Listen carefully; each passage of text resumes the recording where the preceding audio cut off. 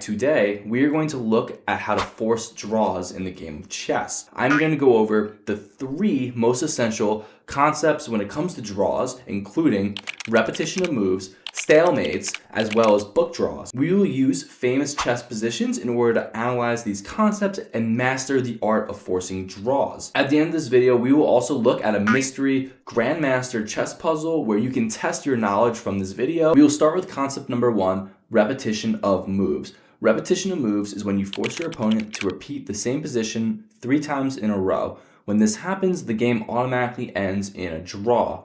In this situation here, you see our opponent is actually up 10 points of material. There is no way for white to win. However, we can salvage this position and get a draw.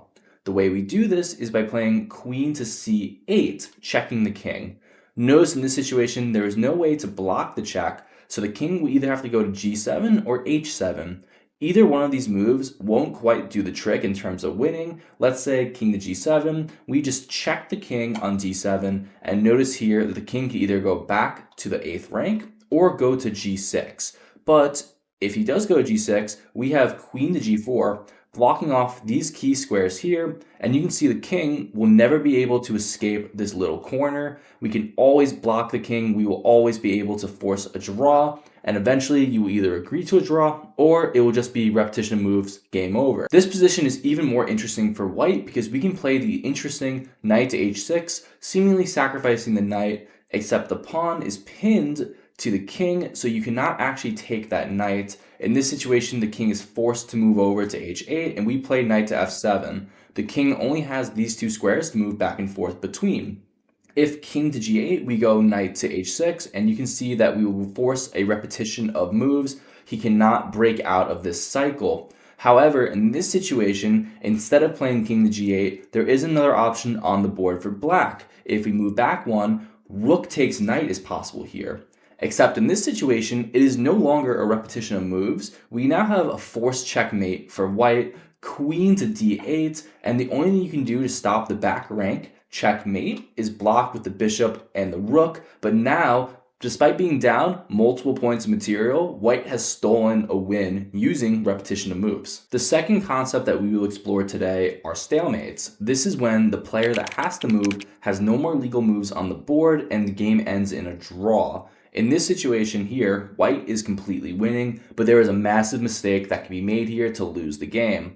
That mistake is queen to b6. Notice in this situation, it is now black's move, but black has nowhere to go. There are no pieces on the board other than the king, and all the king squares are covered by the queen. This is actually a draw, despite white being up 9 points of material. In order to avoid this mistake, simply get the king involved, d6, and the king can just move back and forth, and eventually, once the king is involved, queen b7 is checkmate, and now you've gotten that well-deserved win. Here in this situation, we're up 18 points of material. We have 2 queens, and our opponent has nothing. However, if we play queen to g7, this is also a stalemate. Notice that the king has nowhere to go, and it is his move. That means it is a forced draw. Interestingly enough, queen to g7 is also a stalemate as well. Notice that the same exact problem arises and the king has nowhere to go. In this situation, it is best to deliver checkmate this way, because in this situation, we force the king to move to d7, then we play queen to e7, the king moves over to its final square, queen f8, and now we have that checkmate that we definitely deserve. Now that we know how to avoid some crucial stalemating mistakes, let's talk about how to actually force a stalemate.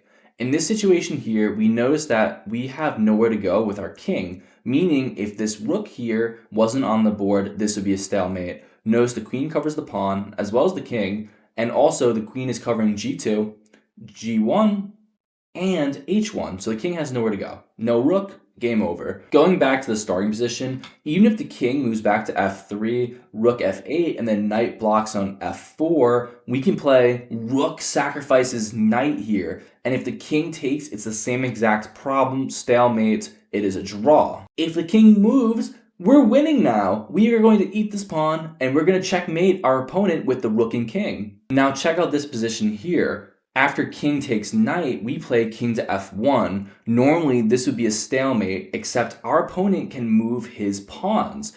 Actually, in this situation, despite the fact that our opponent's king has nowhere to go, we are winning if we find the correct tactic. Notice that this is something called zugzwang, where our opponent is forced to move his pawns, opening up lanes for our pawns. For example, f4, pawn takes. We don't continue to push this pawn, but we wait for our opponent to make his next move, which is a5. The whole point is after a5 is played, we take pawn to b4, but be careful. If you take this pawn, it is definitely a stalemate because our opponent's king cannot move. What I need you to notice here is that our pawn is actually faster than our opponent's pawn, and if we can promote on a8, it is actually checkmate, game over. For example, after we push to a6, notice pawn takes, pawn to a7, pawn to a2. In this situation, we promote to a bishop, and our opponent has nowhere to go. This is checkmate, game over. Now, the final concept when it comes to forcing draws is something called theory draws. A theory draw is a position where even if both sides play completely perfectly, it is a known draw. In this situation, notice white is up 1 full point of material, but this is actually a theory draw or a book draw, meaning that we can actually force a draw by simply staying connected to the h8 square. Let's say we see h5, we just play g7, push, we come back, and in this situation here, we can just keep moving back and forth, and the king will never be able to cover h8. And check this out. If h7 is played, let's say here, here, and here, we end up in a stalemated position. The pawn is blocking g8, the king is blocking g7. If you play something like, let's say, f7, king takes h7, and it's also just a draw because there's no material left on the board. And now check this out. This is the exact same position, but our opponent has a bishop, meaning they're up 4 points of material. But here, because this is a light square bishop and the pawn would have to promote on a dark square diagonal, you would never be able to actually promote this pawn. The king, once again, cannot cover h8, and this bishop cannot cover h8.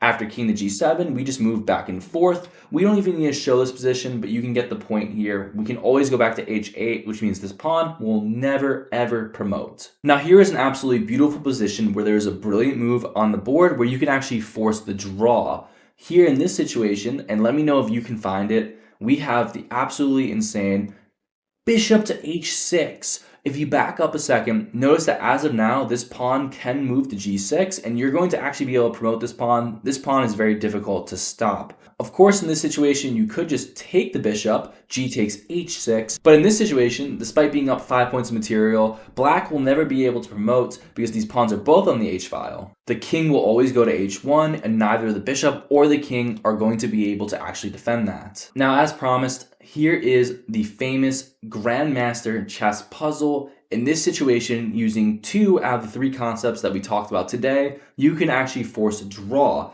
If you can figure this one out, let me know in the comments section below. It is quite tricky. I hope to see you guys in the next video. Stay classy. Until next time.